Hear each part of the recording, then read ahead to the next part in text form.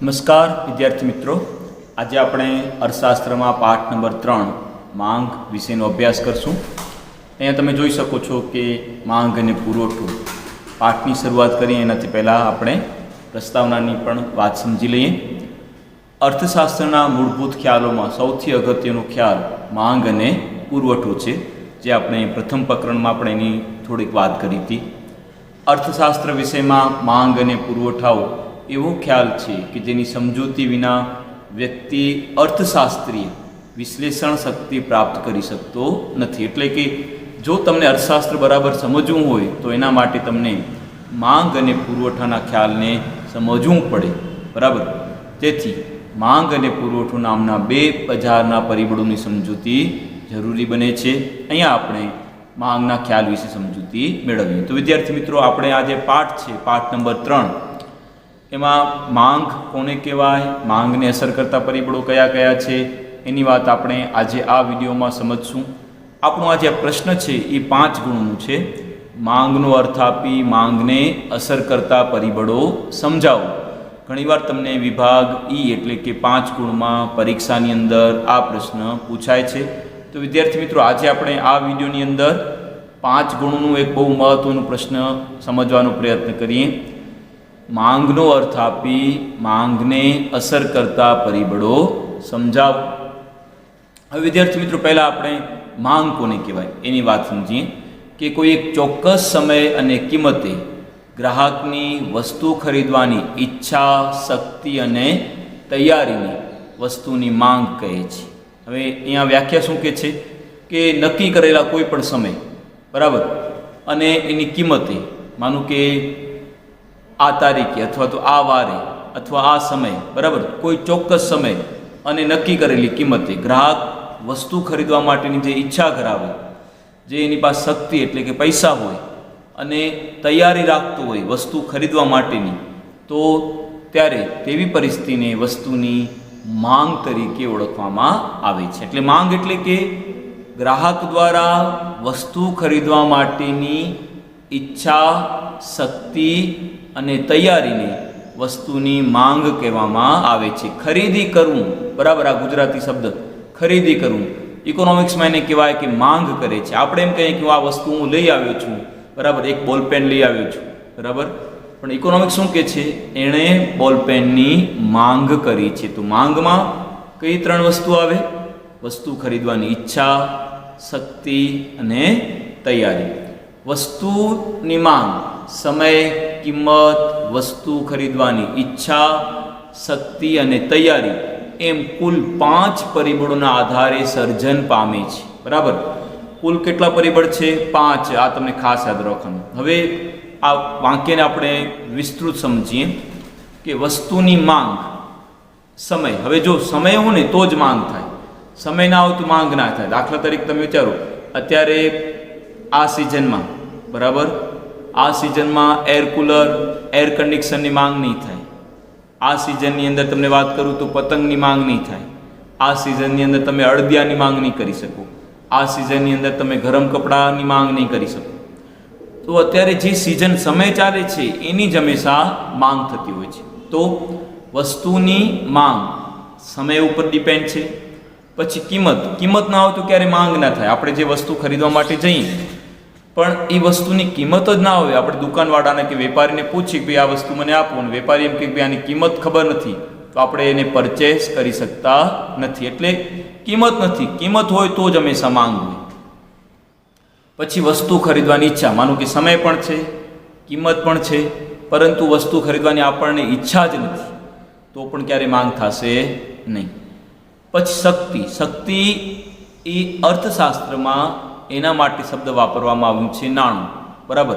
એટલે પૈસા પણ હોવા જોઈએ, એમને એમ તો ઈચ્છા તો હોય, સમય પણ હોય, એની કિંમત પણ આંકવામાં આવેલી હોય, પણ આપણી પાસે વસ્તુને ખરીદવા માટે પૈસા જ ના હોય, નાણું જ ના હોય, તો આપણે કઈ રીતે વસ્તુને ખરીદી શકશું, કઈ રીતે આપણે વસ્તુની માંગ કરી શકશું? તો એ પણ શક્ય નથી। અને 5મું પરિબળ છે માનસિક તૈયારી, બરાબર। આપણે મેન્ટલી કેટલા તૈયાર છીએ વસ્તુને ખરીદવા માટે, એ ખૂબ મહત્વનું છે। આપણે જો ઘણીવાર તમે પોતે તમારું જાત અનુભવ કરો કે તમારી પાસે પૈસા પણ હશે, વસ્તુ હાજર હશે, એની કિંમત પણ હશે, વસ્તુ ખરીદવાનો સમય પણ હશે, બરાબર, તમારી ઈચ્છા પણ થતી હશે, પણ મેન્ટલી તમે તૈયાર નહીં થતા હો, માનસિક રીતે તો તમે તૈયાર ન થાઓ તો કોઈ સંજોગોમાં તમે વસ્તુ ખરીદવાના જ નથી. આમ વસ્તુની માંગ કેટલા પરિબળ પર આધારિત છે? તો ટોટલ કેટલા? 5. કયા કયા? સમય, કિંમત, વસ્તુ ખરીદવાની ઈચ્છા, શક્તિ અને તૈયારી. આમ 5 પરિબળોના આધારે હંમેશા વસ્તુની માંગનું શું થાય છે વિદ્યાર્થી મિત્રો? સર્જન થાય છે. જેમાં આ 5 પરિબળો પૂરક રૂપ હોય તો તમામની હાજરી ફરજિયાત છે. આ 5 પરિબળ હાજર હોય તો જ હંમેશા વસ્તુની માંગ થાય. એટલે કે વસ્તુની માંગ ત્યારે જ શક્ય બને ત્યારે કોઈ એક ચોક્કસ સમય અને કિંમતે ગ્રાહક તે વસ્તુ ખરીદવાની ઈચ્છા, શક્તિ એટલે નાણું, અને તૈયારી, નાણું ખર્ચ કરવાની તૈયારી ધરાવતું હોય તો જ હંમેશા વસ્તુની માંગ થતી હોય છે. હવે વિદ્યાર્થી મિત્રો, આપણું જે મુખ્ય પ્રશ્ન છે 5 માર્ક્સનું, કે વસ્તુની માંગને અસર કરતા પરિબળો, તો આ ખાસ તમને યાદ રાખવાનું. ઘણીવાર વિભાગ એમાં પણ આવે, વિભાગ બીની અંદર પણ આવે કે વસ્તુની માંગને અસર કરતા પરિબળો કયા? તો વસ્તુની માંગને અસર કરતા મુખ્ય પરિબળો 2 છે, બરાબર. અસર કરતા પરિબળોને ક્યારેક નિર્ણાયકો પણ કહેવામાં આવે. હવે કયા પરિબળો છે? 1. વસ્તુની કિંમત. 2. કિંમત સિવાયના અન્ય પરિબળો. આ ખાસ યાદ રાખવાનું, બરાબર. હવે યાદ રહી જશે. વસ્તુની માંગને અસર કરતા પરિબળ કેટલા? 2. કયા કયા? વસ્તુની કિંમત અને બીજું કયું? કિંમત સિવાયના પરિબળો એટલે કે અન્ય પરિબળો. અહીંયા આપણે પહેલાં વાત કરીએ વસ્તુની કિંમત. હવે તમને બધાને ખ્યાલ હશે કિંમત શું છે? કિંમત કોને કહેવામાં આવે? જ્યારે આપણે કોઈ પણ વસ્તુ લેવા માટે જઈએ ત્યારે દુકાનવાળાને આપણે શું ચૂકવીએ છીએ? કિંમત ચૂકવીએ છીએ. એટલે નાણાંના રૂપમાં આપણે એને કિંમત ચૂકવીએ છીએ. વસ્તુની માંગ પર સૌથી વધુ અસર કરનારું પરિબળ અને ખૂબ જ અગત્યનું પરિબળ એ છે વસ્તુની કિંમત. કારણ કે જેમ વસ્તુની કિંમત ઘટે તેમ વસ્તુ કેવી બને? સસ્તી બને. અને જેમ વસ્તુની માંગનું શું થાય? વિસ્તરણ થાય. એટલે કિંમત અને માંગ વચ્ચે કેવો સંબંધ? વ્યસ્ત સંબંધ. જેમ કિંમત વધશે તેમ માંગમાં શું થાય? તેમ માંગમાં ઘટાડો થાય. અને જેમ કિંમત ઘટે તેમ માંગમાં વધારો થાય છે. બંને વચ્ચે કેવો? વ્યસ્ત સંબંધ. જ્યારે વસ્તુની કિંમત વધતા વસ્તુ મોંઘી બને એટલે માંગનું શું થાય? સંકોચન. સંકોચન થાય મતલબ શું થાય?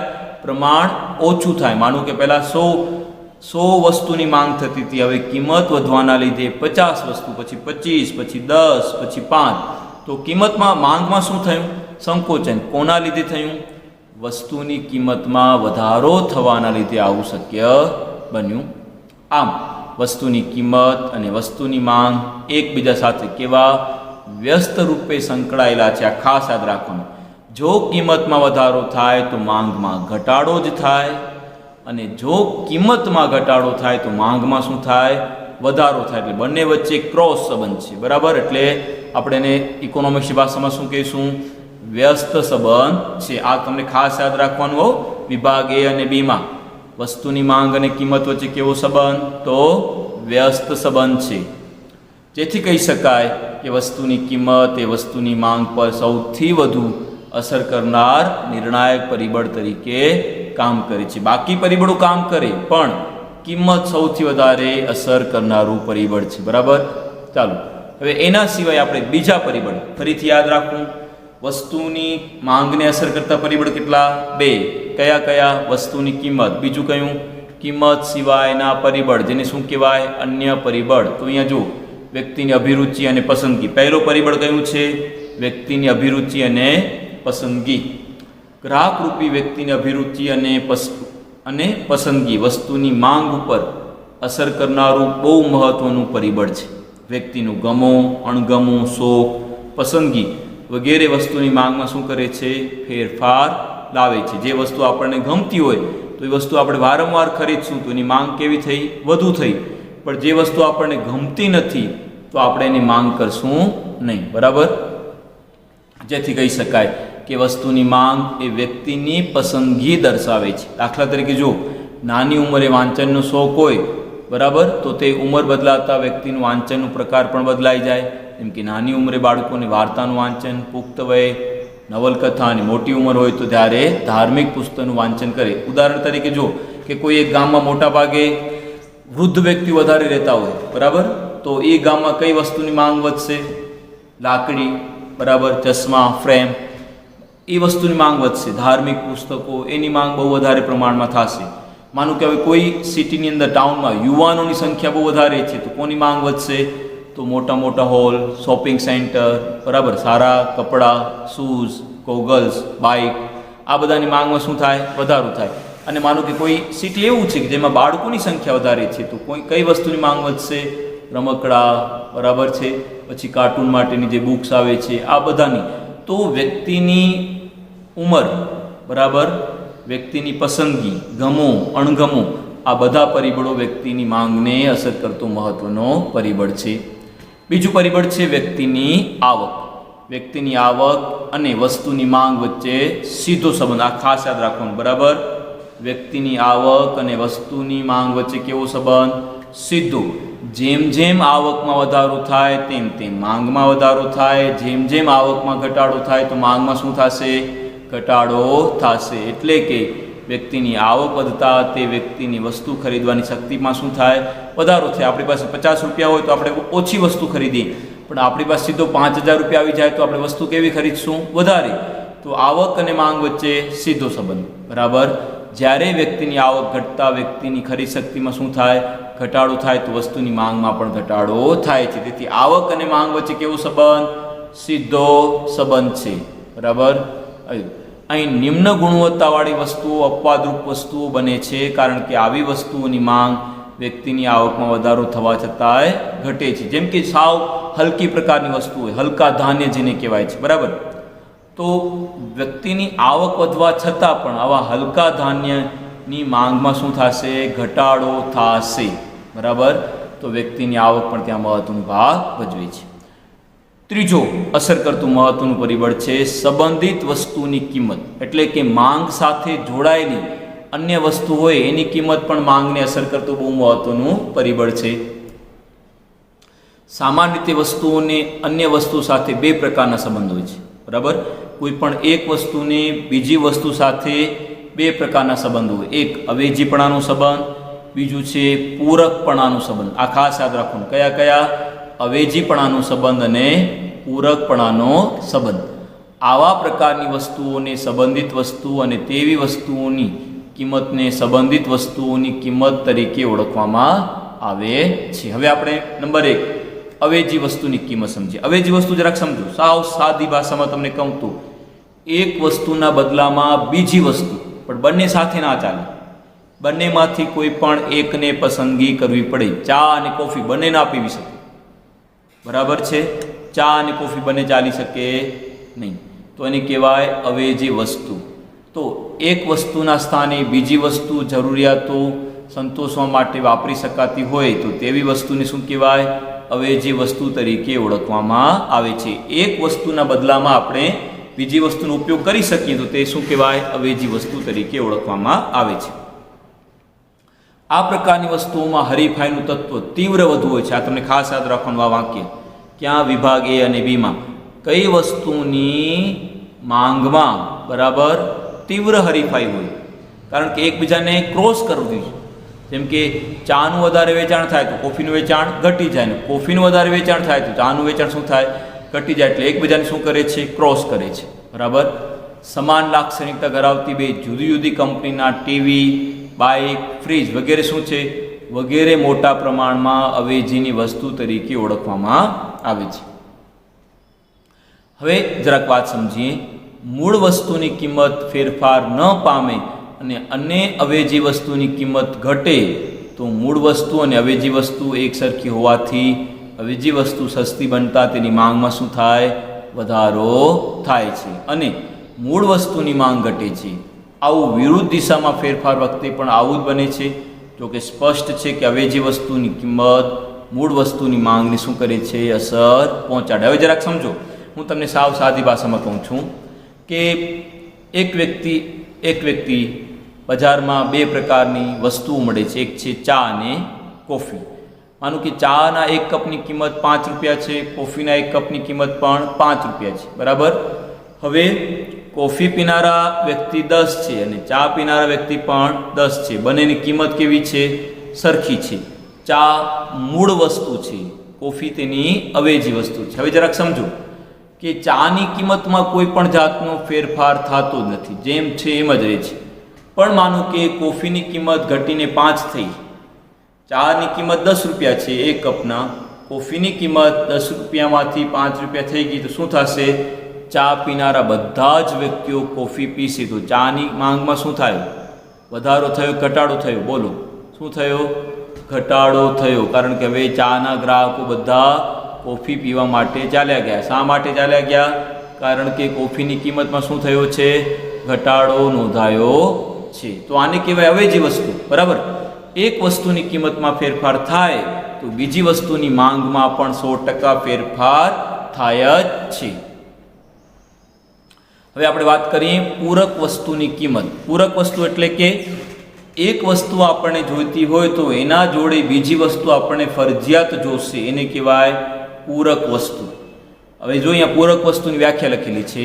પૂરક વસ્તુ એટલે જે તે વસ્તુનો ઉપયોગ કરવા માટે જરૂરી એવી બીજી વસ્તુ પણ એટલી જરૂરી છે, નહીં તો વસ્તુનો ઉપયોગ કરી શકતા નથી. આવી વસ્તુ હંમેશા એકબીજા સાથે જોડાયેલી હોય છે. એક વસ્તુના વપરાશ માટે બીજી વસ્તુ વાપરવી આવશ્યક બની જાય તો તેવી વસ્તુને એકબીજાની વસ્તુ કેવી કહેવાય? પૂરક વસ્તુ કહેવામાં આવે છે. દાખલા તરીકે મોબાઈલ અને સિમ કાર્ડ. ખાલી મોબાઈલ અને સિમ કાર્ડ ના હોય તો તમે મોબાઈલ કોનાથી તમે વાત કરી શકો? કોઈનાથી થઈ શકતી નથી. જેમ કે એસી અને વીજળી, બરાબર. ચશ્માની ફ્રેમ અને તેના કાચ એકબીજાની પૂરક છે. બંને સાથે હોય જ વસ્તુ તો જ ગણાય, નહીં તો ના ગણાય. અહીં મૂળ વસ્તુની કિંમતમાં ફેરફાર ન થાય, બરાબર. પૂરક વસ્તુની કિંમત વધે તો મૂળ વસ્તુ અને પૂરક વસ્તુ બંને એકબીજા સાથે જોડાયેલા હોવાથી પૂરક વસ્તુ મોંઘી બનતા તેની માંગ ઘટતા મૂળ વસ્તુની માંગમાં પણ શું થાય? ઘટાડો થાય છે. આવું તેનાથી વિરુદ્ધ દિશામાં ફેરફાર બની શકે, જે સ્પષ્ટ કરે છે કે પૂરક વસ્તુની કિંમત મૂળ વસ્તુની માંગને અસર કરતો મહત્વનો પરિબળ છે. જેમ કે જો વિદ્યાર્થી મિત્રો, પેટ્રોલ અને મોટર કાર કે ટુ વ્હીલર, પેટ્રોલની કિંમતમાં વધારો થાય, બરાબર, તો શું થશે?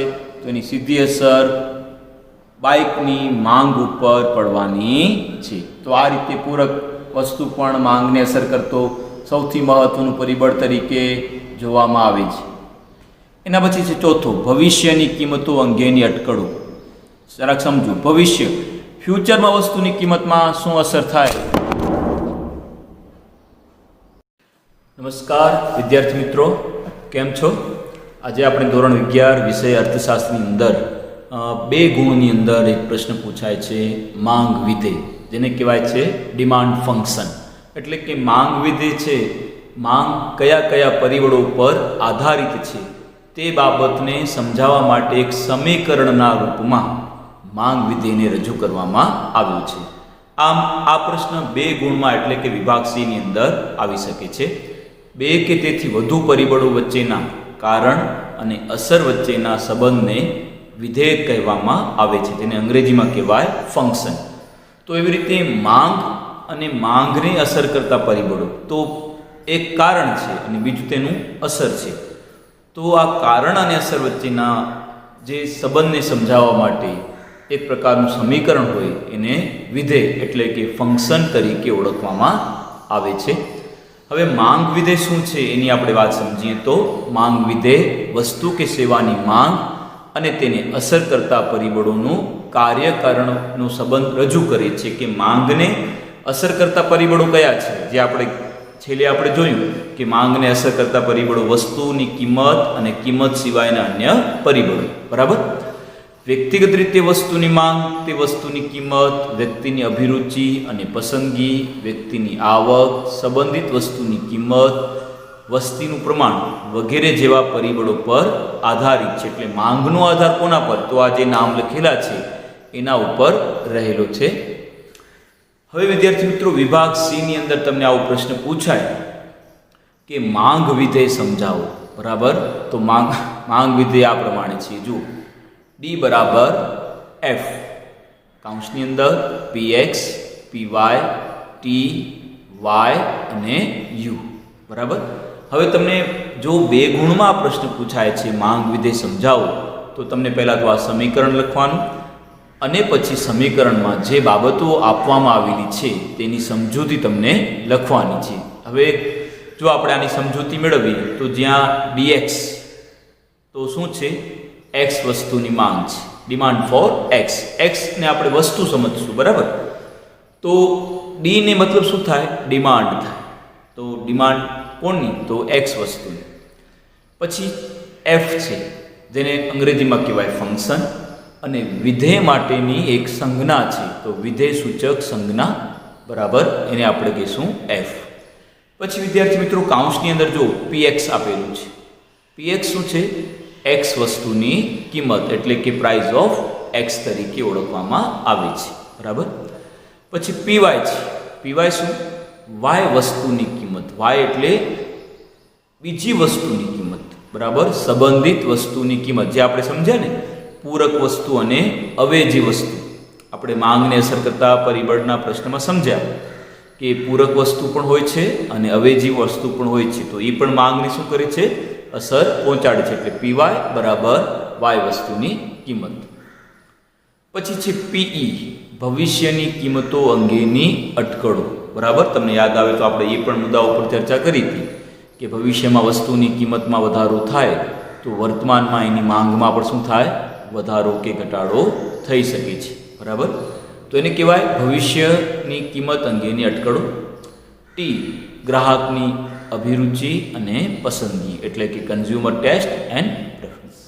તો વિદ્યાર્થી મિત્રો અહીંયા શું કહે છે કે ગ્રાહકની પસંદગી, અભિરુચિ આ પણ શું કરે છે? બહુ મોટા પ્રમાણમાં માંગને અસર કરે છે. જો ગ્રાહકની અભિરુચિ બદલાય તો માંગ પણ બદલાય, અને ગ્રાહકની અભિરુચિ યથાવત રહે તો માંગ પણ યથાવત રહે છે. વાય, ગ્રાહકની આવક છે, કન્ઝ્યુમર ઇન્કમ. બરાબર. આ યાદ રાખવાનું કે માંગ અને આવક વચ્ચે સીધો સંબંધ. જેટલી આવક વધશે ને એટલા પ્રમાણમાં માંગ પણ વધશે, અને જેટલી આવક ઘટે એટલા પ્રમાણમાં માંગમાં પણ શું થશે? ઘટાડો થાય છે. તો વાય એટલે શું થાય? ગ્રાહકની આવક. અને પછી છે વાય એટલે કે અન્ય પરિબળ, અધર ફેક્ટર. બરાબર. એ પણ તમને ત્યાં યાદ રાખવાનું છે. હવે વિદ્યાર્થી મિત્રો જો અહીંયા તમને આ રીતે આખું લખવાનું છે dx બરાબર f, કૌંસની અંદર px, py, pe, t, y અને u એટલે અધર ફેક્ટર. બરાબર. તમને આટલું જ યાદ રાખવાનું છે. તમને જો વિભાગ સીમાં પ્રશ્ન પૂછાય કે માંગ વિધેય સમજાવો, તો તમને માત્ર આ જે સમીકરણ અહીંયા આપવામાં આવેલું છે આ રીતે તમને લખવાનું છે. પહેલાં સમીકરણ લખો અને પછી સમીકરણની અંદર જે બાબતોનો સમાવેશ થાય છે એ બાબતને તમે ત્યાં ધ્યાનમાં લો, તો તમને 2 ગુણ સરળતાથી ત્યાં મળી જશે. અર્થશાસ્ત્રમાં ઘણા હેતુઓ માટે વસ્તુની કિંમત અને તેની માંગ વચ્ચેનો સંબંધ તારવવામાં આવે છે, જેમાં કિંમત સિવાયના માંગને અસર કરતા પરિબળો જેવા કે, હવે તમને આ ખાસ બધા નામ યાદ રાખવાના. બરાબર. વિભાગ બીમાં આવે કે માંગને અસર કરતા પરિબળો કયા કયા છે? તો 2. એક વસ્તુની કિંમત અને બીજું કયું? કિંમત સિવાયના અન્ય પરિબળો. હવે કિંમત સિવાયના અન્ય પરિબળો કયા છે? તો એક સંબંધિત વસ્તુની કિંમત, અપેક્ષિત કિંમત, ગ્રાહકની અભિરુચિ અને પસંદગી, વ્યક્તિની આવક, અને અન્ય પરિબળોને શું કરાય છે? સ્થિર ધારી લેવામાં આવે છે. એટલે કે એમની વચ્ચેમાં કોઈ પણ જાતનો ફેરફાર થશે જ નહીં. જે હવે આપણે માંગનો નિયમ છે ને, એ હવેનો વિડીયો જે આવશે એમાં આપણે સમજવાનો પ્રયત્ન કરશું. આજે આપણે આ વિડીયોમાં માંગ વિધેય કોને કહેવાય એ આપણે સમજીએ છીએ. થેન્ક યુ વિદ્યાર્થી મિત્રો. નમસ્કાર વિદ્યાર્થી મિત્રો, કેમ છો?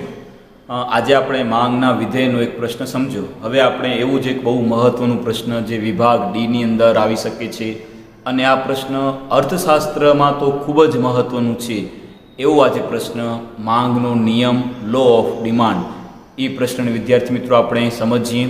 આ પ્રશ્ન ખૂબ જ ધ્યાનથી સમજજો, કારણ કે આ પ્રશ્ન ફ્યુચરમાં તમે પણ જ્યારે પણ બીકોમ કે એમકોમ સુધી પણ આ પ્રશ્ન પરીક્ષાની અંદર આવી શકે છે. એટલે સાવ સહેલામાં સહેલો પ્રશ્ન છે, પણ અર્થશાસ્ત્રમાં આ પ્રશ્નનું મહત્ત્વ ખૂબ વધારે છે. કારણ કે અર્થશાસ્ત્ર નિયમો પર આધારિત છે, સિદ્ધાંતો પર આધારિત છે.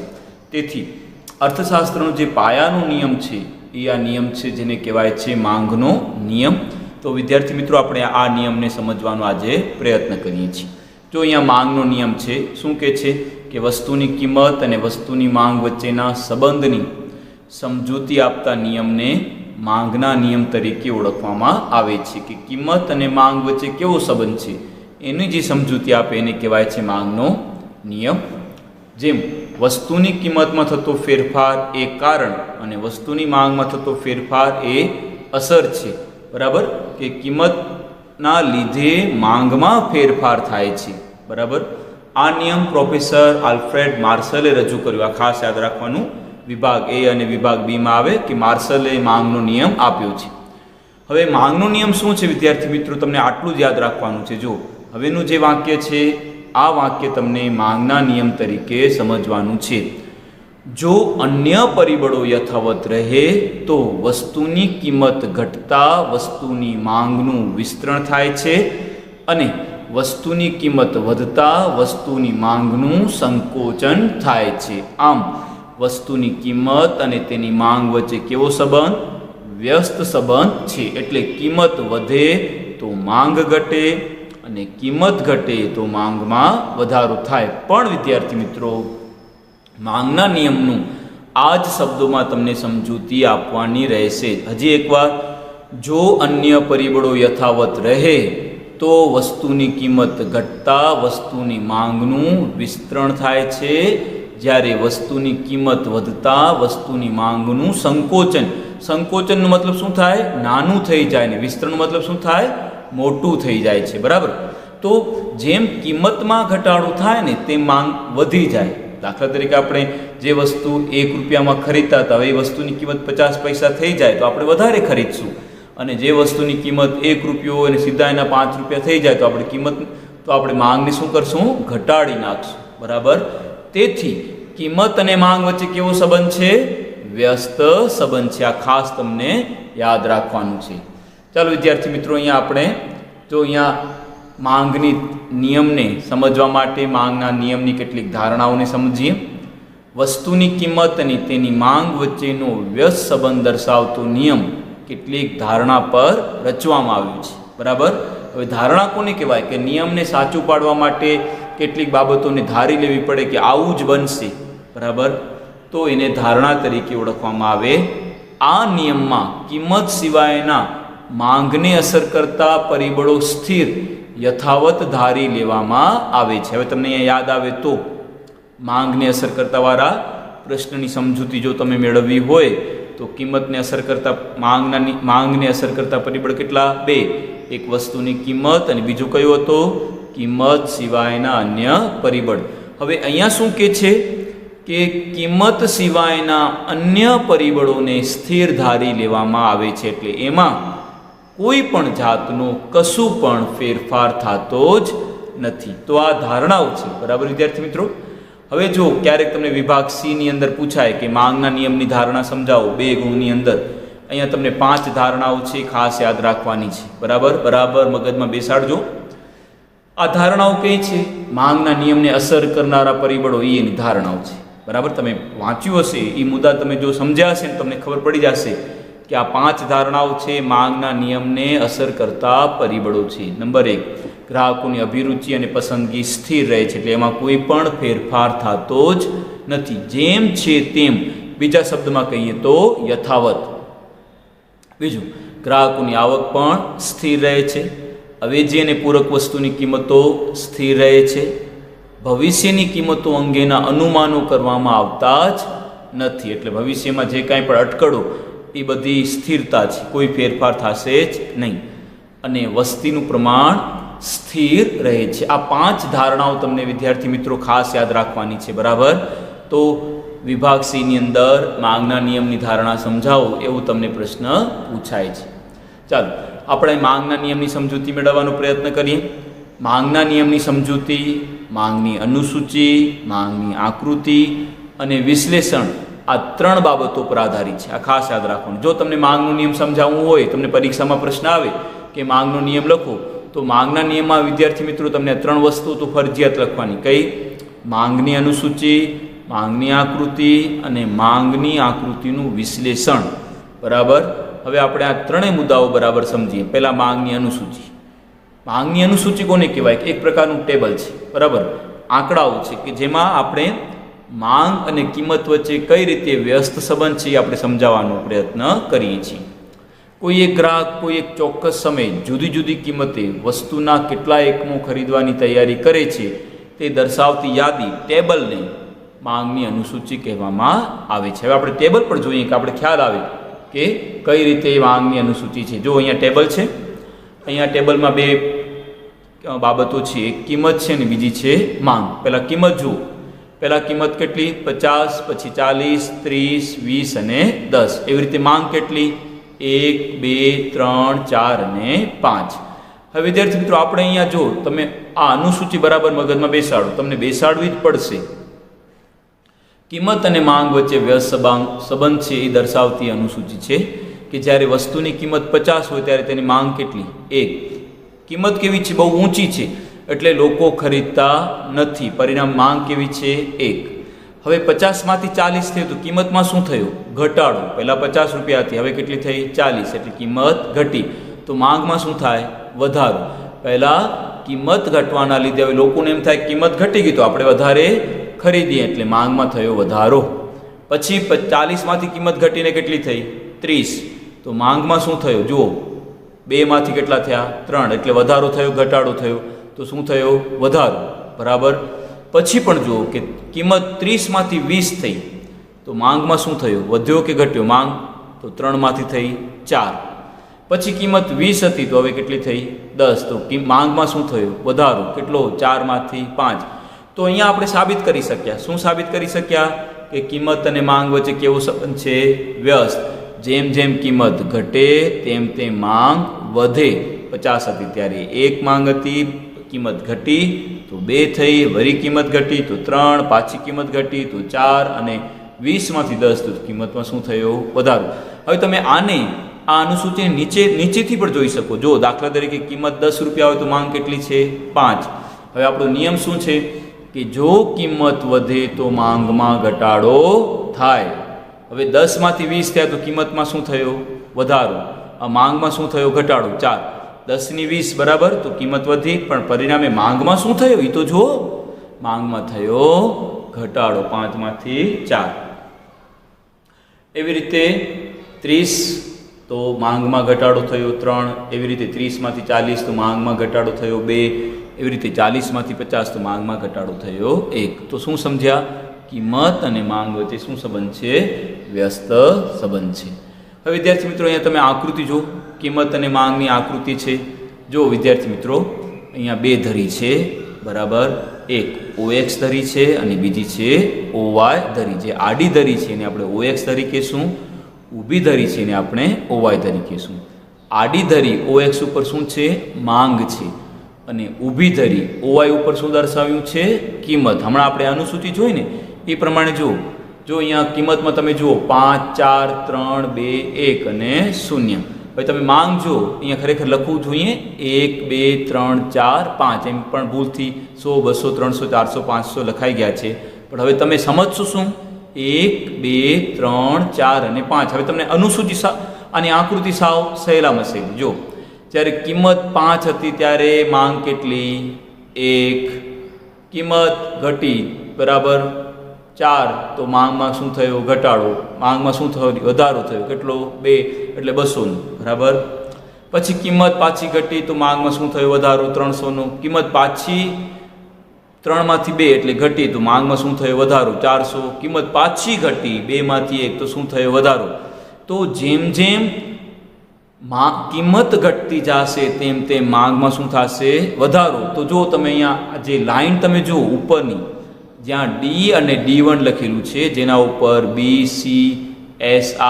હવે આપણે એને ABCD સમજશું. બરાબર. તમને આ સમજવાનું ABCD ને E આ જે BCSRN લખ્યું છે તમને ત્યાં શું સમજશો? ABCD અને E. હવે આ DD માંગ રેખા છે. જો બરાબર, જે ઓરેન્જ કલરની જે લાઈન છે, વક્ર જેને કહેવાય છે, એ કેવું છે? એને કહેવાય માંગની માંગ રેખા. બરાબર, માંગ રેખા આવી હોય કેવી છે? ઢળતાવાળી, જેનો ઢાળ કેવો છે? ઢળતો છે, ઉપરથી નીચે તરફ આવે છે. બરાબર, આ ખાસ યાદ રાખવાનું આકૃતિ. જો ફરીથી એકવાર, કે જેમ કિંમતમાં ઘટાડો થાય તેમ માંગમાં શું થાય? વધારો. તો જે આ લાઈન છે જેને આપણે માંગ રેખા તરીકે ઓળખીએ છીએ, એ ઉપરથી નીચે તરફ આવે છે. કારણ કે કિંમત ઘટે છે તો માંગમાં શું થાય છે? વધારો. 100, 200, 300, 400, 500 તો વધારો થયો ને. અને કિંમત ઘટી 5, 4, 3, 2, 1. બરાબર, તો આને કહેવાય માંગનો વક્ર અથવા માંગ રેખા. તમે આ ફરજિયાત, તમને જો આ પ્રશ્ન પૂછાય તો આવી આકૃતિ તમને કમ્પલસરી દોરવી જ પડશે. હવે આપણે ત્રીજો મુદ્દો, વિશ્લેષણ. ડાબી બાજુથી આકૃતિમાં એક્સ ધરી પર દૂધની માંગ લીટરમાં છે અને વાય ધરી પર દૂધની લીટર દીઠ કિંમત છે. હવે તમે ખાલી અહીંયા માંગ અને કિંમત સમજશો તો પણ ચાલશે. બરાબર, મેં તમને કીધું કે આકૃતિ મેં તમને કીધું ને, તમને A, B, C, D સમજવાનું. અનુસૂચિ મુજબ આકૃતિ દોરતા બિંદુઓ A, B, C, D, E પ્રાપ્ત થાય છે. પ્રત્યેક બિંદુઓ જુદી જુદી કિંમતે થતી દૂધની લીટર દીઠ માંગ દર્શાવે છે. આ બિંદુઓને જોડતી રેખાને શું કહેવાય? DD રેખા એ માંગ રેખા છે. મેં તમને વાત કરી કે જે લાઈન હતી, બરાબર, એ માંગ રેખા હતી. આકૃતિમાં એ બિંદુ દર્શાવે છે દૂધની 50 પ્રતિ લીટર કિંમત, 1 લીટરની દૂધની માંગ થાય છે. એટલે કિંમત કેવી છે? વધારે. માંગ કેવી થાય છે? એકદમ ઓછી. બરાબર, પછી જુઓ આગળના બિંદુઓની આપણે વાત કરીએ. બિંદુઓ જુદી જુદી કિંમતે થતી દૂધની લીટર દીઠ માંગ દર્શાવે છે. આ બિંદુઓને જોડતી રેખા DD એ માંગ રેખા છે. આકૃતિમાં એ બિંદુ દર્શાવતી દૂધની 50 પ્રતિ લીટર કિંમત, 1 લીટર દૂધની માંગ થાય. પછી બી બિંદુ દર્શાવે છે કે દૂધની 50 પ્રતિ લીટર 2 લીટર દૂધની માંગ થાય છે. જ્યારે ઈ બિંદુ દર્શાવે છે કે દૂધની કેટલા રૂપિયા? માત્ર 10 પ્રતિ લીટર કિંમતે 5 લીટર દૂધની માંગ થાય. તો શું સમજવાનું? કે જેમ કિંમતમાં ઘટાડો થાય તેમ માંગમાં શું થાય? વધારો થાય છે. આમ આકૃતિમાં બિંદુઓ A, B, C, D, E ને જોડતી DD માંગ રેખા પ્રાપ્ત થાય છે, જે જમણી બાજુથી ઉપરથી નીચે તરફ ગતિ કરે છે. એટલે કે આકૃતિમાં DD માંગ રેખા ઋણ ઢાળ, કેવો ઢાળ છે? ઋણ, ઢળતો છે. બરાબર, ઉપરથી નીચે તરફ આવે તેવો છે. બરાબર, ચાલો આપણે વિશ્લેષણની પણ વાત કરીએ. વસ્તુની કિંમત અને તેની માંગ વચ્ચેનો વ્યસ્ત સંબંધ નીચે મુજબના 2 કારણોની મદદથી સમજાવી શક્યા. હવે તમને ખાસ યાદ રાખવાનું કે કિંમત અને માંગ વચ્ચેનો સંબંધ 2 બાબતો છે. કઈ 2 બાબતો છે? એક તો કિંમત, એક તો એટલે વસ્તુની કિંમત અને માંગને વ્યસ્ત સંબંધ પાછળના કારણો કેટલા? 2. એમાં પહેલું કારણ છે આવક અસર. એક આવક અસર અને બીજી છે અવેજી અસર. આ 2 તમને ખાસ યાદ રાખવાનું. હવે આવક અસર શું કે છે વિદ્યાર્થી મિત્રો? એ પહેલાં સમજો કે ગ્રાહકની નાણાકીય આવક સ્થિર રહે અને જો વસ્તુની કિંમતમાં ઘટાડો થાય તો ગ્રાહકની ખરીદ શક્તિમાં વધારો થવા પામે છે. વાક્ય સમજો કે આવક સ્થિર છે. માનો કે 5000 રૂપિયા છે તો 5000 સ્થિર જ છે, એમાં કોઈ જાતનો વધારો ઘટાડો થતો જ નથી. પણ કિંમતમાં જો ઘટાડો થાય તો એને રૂપિયા બચ્યા, એની પાસે રૂપિયા બચે છે. તો બચાવેલા રૂપિયાથી એ વસ્તુની માંગ કેવી કરે છે? વધારે કરે છે. બરાબર, જેથી ગ્રાહકની વાસ્તવિક આવક વધે. વાસ્તવિક આવક કેમ? કે એની 5000 રૂપિયા તો એની આવક છે, તો આપણે 5000 સ્થિર ધારી લઈએ છીએ. બરાબર, હવે જ્યારે દૂધના ભાવ 50 રૂપિયા હોય છે ત્યારે 1 લીટર લે છે, પણ દૂધના ભાવ ઘટીને 10 રૂપિયા થાય, એને 1 લીટર જોઈએ તો હવે એની પાસે રૂપિયા બચશે કે વધશે? બરાબર, તો બચશે અથવા તો વધશે. જો પહેલા ખર્ચ કેટલા કરતા હતા? 50, હવે કેટલો ખર્ચ કરે છે? 10, તો કેટલા વધ્યા? 40. આ એની વાસ્તવિક આવક છે. સમજ્યા? શું છે? વાસ્તવિક આવક. વસ્તુ કે સેવાના સંદર્ભમાં રજૂ થતી આવકને વાસ્તવિક આવક તરીકે ઓળખવામાં આવે છે. અહીંયા આપણે એક ઉદાહરણથી સમજીએ. ગ્રાહકની દૂધની ખરીદી માટે 50 ખર્ચ તૈયાર છે. હવે જો દૂધના પ્રતિ લીટર કિંમત 50 હોય તો ગ્રાહક માત્ર કારણ કે દૂધની કિંમત બહુ વધારે છે, પરંતુ દૂધની પ્રતિ લીટર કિંમત ઘટીને 10 થાય તો 50 રૂપિયા વડે કેટલા લીટર દૂધ લેશે? 5 લીટર. કેમ? કારણ કે કિંમતમાં શું થયો? ઘટાડો. પહેલાં કિંમત કેટલી હતી? 50, હવે કેટલી થઈ? 10. 50માં કેટલા લીટર આવતો હતો? 1. 10માં કેટલા લીટર આવશે? 50 રૂપિયા સુધી તો 5. તો આ રીતે વસ્તુની કિંમતમાં ઘટાડો થાય તો ગ્રાહકની ખરીદ શક્તિમાં વધારો થાય છે, જેથી માંગ વધે છે તેને શું કહેવાય? આવક અસર કહેવામાં આવે છે. બરાબર. તો આ રીતે કિંમત ઘટતા, વસ્તુની કિંમત ઘટતા ગ્રાહકની આવક વધે અને આવક વધતા ગ્રાહક શું કરે છે? આ જ વસ્તુઓ વધારે ખરીદે છે. પહેલાં એક ખરીદતો તો હવે 2, 3, 4, 5 એટલી ખરીદે છે. તો શું યાદ રાખશું? આને કહેવાય આવક અસર. હવે આવક અસર વિદ્યાર્થી મિત્રો ક્યાં નથી ચાલે અથવા એનો અપવાદ શું છે? માત્ર સાવ હલકા પ્રકારની વસ્તુની બાબતમાં આવક અસર નકારાત્મક હોય છે. જેમ કે જો હલકું અનાજ જેની કિંમત ઘટવા છતાંય તેની માંગમાં ઘટાડો થતો જ નથી. આપણે વધારે સમજશું માંગના અપવાદમાં. બરાબર. પછી બીજું છે અવેજી અસર. કોઈ એક મૂળ વસ્તુની કિંમતમાં ઘટાડો થાય ત્યારે તેની એક સમાન એવી અવેજી વસ્તુની સરખામણીમાં આ વસ્તુ કેવી બને? સસ્તી બને. આપણે સમજ્યા હતા, યાદ આવે છે? આપણે માંગની અસર કરતા પરિબળમાં ભવિષ્યના ભાવ, એમાં પૂરક વસ્તુ અને અવેજી વસ્તુ સમજ્યા હતા, એમાં આવતું હતું. બરાબર. તેથી ગ્રાહક અવેજી વસ્તુની માંગ ઘટાડી મૂળ વસ્તુની માંગ વધારે છે, તેને શું કહેવાય? અવેજી અસર તરીકે ઓળખવામાં આવે છે. ઉદાહરણ તરીકે સમજો, માનો કે ચા અને કોફી છે. ચા મૂળ કિંમત, ચા મૂળ વસ્તુ છે, કોફી તેની અવેજી વસ્તુ છે. હવે જો કોફીની કિંમતમાં વધારો થયો, કોફીની કિંમતમાં વધારો થયો તો કોફી પીનારા બરાબર બધા જ લોકો ક્યાં આવશે? ચા પીવા માટે. તો ચાની માંગમાં શું થાય છે? વધારો થાય છે. બરાબર. દાખલા તરીકે જો અહીંયા ચા અને કોફીની વાત કરીએ, અહીંયા બીજા ઉદાહરણ આપે છે. સાદી ફોર્મલ પેન્ટ અને જીન્સ પેન્ટ, આ બંને પેન્ટની અવેજી વસ્તુઓ પૈકી જો સારી પેન્ટની કિંમત ઘટે તો ત્યારે તેની અવેજી જીન્સ પેન્ટની કિંમત સ્થિર રહે. તો ગ્રાહકો બંને પેન્ટ વચ્ચે કિંમતની સરખામણી કરતાં સાદી પેન્ટ એને શું લાગશે? સસ્તી લાગશે. કારણ કે ફોર્મલ પેન્ટ કિંમત કેવી છે એ તો યથાવત છે, પણ જીન્સની પેન્ટની કિંમતમાં શું થયો? ઘટાડો થયો છે. બરાબર. અને સાદી પેન્ટની કિંમતમાં શું થયો? ઘટાડો થયો. તો એ વધારે ખરીદી શકે છે. જેથી સાદા પેન્ટની માંગ વધારી જીન્સની પેન્ટની માંગમાં શું કરે છે? ઘટાડો કરે છે. તો વિદ્યાર્થી મિત્રો, આ રીતે આપણે માંગનો નિયમ આખું સમજવાનો પ્રયત્ન કર્યો છે. તો તમે ખૂબ સારી રીતે સમજ્યા હશો. આ પ્રશ્ન તમને નોટબુકમાં લખવાનું છે. થેન્ક યુ વિદ્યાર્થી મિત્રો. નમસ્કાર વિદ્યાર્થી મિત્રો, કેમ છો? ગઈકાલે આપણે માંગનો નિયમ સમજ્યા. આજે આપણે આના કરતાં આગળ વધીએ. માંગના નિયમના અપવાદો. વિભાગ ડીની અંદર આ પ્રશ્ન આવવાની શક્યતા ઘણી વધારે રહેલી છે. હવે વિદ્યાર્થી મિત્રો, આ પ્રશ્ન એમ કહે છે કે આપણું જે માંગનો નિયમ હતો કે કિંમતમાં વધારો થાય તો માંગમાં ઘટાડો થાય અને કિંમતમાં ઘટાડો થાય તો માંગમાં વધારો થાય, એટલે કે વ્યસ્ત સંબંધ બંને વચ્ચે છે.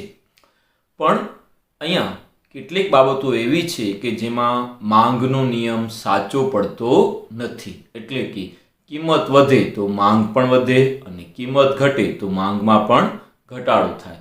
તો આ બાબતને માંગના નિયમના અપવાદો તરીકે ઓળખવામાં આવે છે. આપણે આ પ્રશ્નને વિગતવાર સમજીએ છીએ. જો વિદ્યાર્થી મિત્રો, વિભાગ ડીની અંદર આ પ્રશ્ન આ રીતે આવે કે માંગના નિયમના અપવાદો સમજાવો, તો એના જે પોઈન્ટ આપેલા છે તે તમને બહુ સારી રીતે સમજાવવાના રહેશે. વિદ્યાર્થી મિત્રો, માંગના નિયમની ધારણાઓ જે આપણે જોઈ, બરાબર, પરિપૂર્ણ હોવા છતાંય કેટલીક બાબતોમાં માંગનો નિયમ અપવાદ જોવા મળે છે. એટલે કે જેમાં માંગના નિયમ વિરુદ્ધની દિશાના ફેરફારો નોંધવામાં આવે છે. એટલે કે માંગ વધે, કિંમત વધે તો માંગ પણ વધે, કિંમત ઘટે તો માંગમાં પણ ઘટાડો થાય. બરાબર. એટલે તો એમ કહે છે કે આ બાબતોને માંગના નિયમના અપવાદો તરીકે ઓળખવામાં આવે છે. હવે આપણે વિગતવાર બધા અપવાદોને સમજવાનો પ્રયત્ન કરીએ. વિદ્યાર્થી મિત્રો, પહેલો પોઈન્ટ છે પ્રતિષ્ઠા મૂલ્ય ધરાવતી વસ્તુઓ. બરાબર. હવે પ્રતિષ્ઠા મૂલ્ય ધરાવતી વસ્તુઓ કોને કહેવાય? તો સોના, ચાંદીના ઘરેણાં, મોંઘી કાર, મોંઘો મોબાઈલ વગેરે જેવી ખૂબ જ મોંઘી અને પ્રતિષ્ઠા ધરાવતી વસ્તુઓની બાબતમાં માંગનો નિયમ સાચો પડતો નથી. આ પ્રકારની વસ્તુઓ વ્યક્તિની પ્રતિષ્ઠામાં શું કરે છે? વધારો કરે છે. કારણ કે બહુ કિંમતી બંગલો હોય તો વ્યક્તિની પ્રતિષ્ઠા વધી જાય કે આ વ્યક્તિનું મકાન ઘર કેવું ઊંચું છે, અથવા તો કોઈ વ્યક્તિ એપલના ઊંચામાં ઊંચા ફોન રાખે તો એનું સ્ટેટસમાં શું થાય, બહુ વધારો થાય, તો એ પ્રતિષ્ઠા વધારે છે. બરાબર, તો પ્રતિષ્ઠાના લીધે માંગમાં કેમ વધારો કે ઘટાડો થાય છે એ વાતને આપણે સમજીએ કે ધનવાન વર્ગના લોકો વસ્તુની કિંમત જેમ ઊંચી તેવી વસ્તુમાં પ્રતિષ્ઠા મૂલ્ય વધારે છે તેવું માનતા હોવાના લીધે, એટલે કે ધનવાન વ્યક્તિને એવું થાય કે જે વસ્તુની કિંમત એકદમ મોંઘી હોય તે વસ્તુ આપણી પ્રતિષ્ઠાને શું કરશે, વધારે. એટલે જેટલી મોંઘી વસ્તુ એટલું આપણું સમાજમાં, સોસાયટીમાં આપણું સારું દેખાશે, એની પ્રતિષ્ઠામાં શું થાય, વધારો થાય છે. તેથી ધનવાન વ્યક્તિઓ શું કરે છે કે જેની કિંમત વધારે હોય તેવી વસ્તુઓની જ માંગ હંમેશા કરે છે. જેની કિંમત ઊંચી હોય તેવી વસ્તુની માંગ ખૂબ મોટા પ્રમાણમાં કરે છે. એટલે વિદ્યાર્થી મિત્રો શું કહે છે કે વસ્તુની કિંમત જેટલી ઊંચી હશે તેટલી તેઓ તે વસ્તુની માંગ ઘટાડવાના બદલે વધારે છે, અને તેનાથી વિરુદ્ધ વસ્તુની કિંમત ઓછી હોય તો તે વસ્તુમાં તેની પ્રતિષ્ઠા ઓછી છે તેમ માનીને આવા ધનિક વ્યક્તિઓ શું કરે છે, તો તે વસ્તુની માંગમાં ઘટાડો કરે છે. તો આ નિયમ, આ બાબતને માંગનો નિયમ સમજાવી શકતો નથી. જેમ કે જો આપણે તો શું માનીએ છીએ કે જેમ કિંમત વધારે તે માંગ ઓછી. હવે અહીંયા ધનિક વર્ગના વ્યક્તિઓ શું કરે છે કે જેમ કિંમત વધારે તેવી વસ્તુઓ વધારે ખરીદે છે. એટલે કે નિયમ પ્રમાણે વસ્તુ ખરેખર ઓછી થવી જોઈએ, માંગ ડાઉન થવી જોઈએ, ઘટવી જોઈએ, પણ એની જગ્યાએ શું થાય છે, માંગ વધી જાય છે. તો આ માંગના નિયમનો અપવાદ છે. અહીંયા માંગનો નિયમ સાચો પડતો નથી. બરાબર, હવે આપણે બીજી વાત કરીએ. બીજું અપવાદ છે અત્યંત સસ્તી વસ્તુઓ. હવે તમને ખબર હશે કે બહુ જ જેની કિંમત એકદમ નજીવી હોય, સાવ નિમ્ન કક્ષાની હોય, એવી વસ્તુને આપણે શું કહીશું, અત્યંત સસ્તી વસ્તુ. હવે કઈ વસ્તુ છે, તો જો મીઠું, દિવાસળી, ટાંકડી, સમાચાર પત્ર વગેરેની માંગ પાછળ ગ્રાહકની આવકનો ખૂબ નાનો ભાગ ખર્ચાય છે. દાખલા તરીકે જો આપણે આપણા ઘરમાં માચીસ યુઝ કરીએ છીએ, બરાબર, કે આપણે દિવાસળી યુઝ કરીએ છીએ કે મીઠાનો ઉપયોગ કરીએ, તો હવે આપણે મીઠાનો ઉપયોગ કેટલા પ્રમાણમાં ઉપયોગ કરશું, એની કિંમતમાં ગમે એટલો ફેરફાર થાય તો આપણે એના પુરવઠામાં આપણે કાંઈ ફેરફાર કરશું નહીં, અથવા તો આપણે ગ્રાહકની દ્રષ્ટિથી આપણે એની માંગમાં કોઈ ફેરફાર કરશું નહીં, કારણ કે એ વસ્તુ આપણા માટે એટલી મહત્વની નથી. શું કામ મહત્વની નથી? કારણ કે એની કિંમત બહુ ઓછી છે, આ કારણથી. બરાબર, તેથી આવી વસ્તુની કિંમતમાં વધારો કે ઘટાડો થાય છતાં પણ ગ્રાહકની વસ્તુ પાછળના કુલ ખર્ચમાં કોઈ વિશેષ ફેરફાર થતો નથી. માનું કે જો કે મીઠાની એક થેલીના ભાવ માનું કે 20ના 30 થયા, તો ગ્રાહક વિચારશે હવે 10 રૂપિયા વધ્યા છે ને, બીજું શું છે.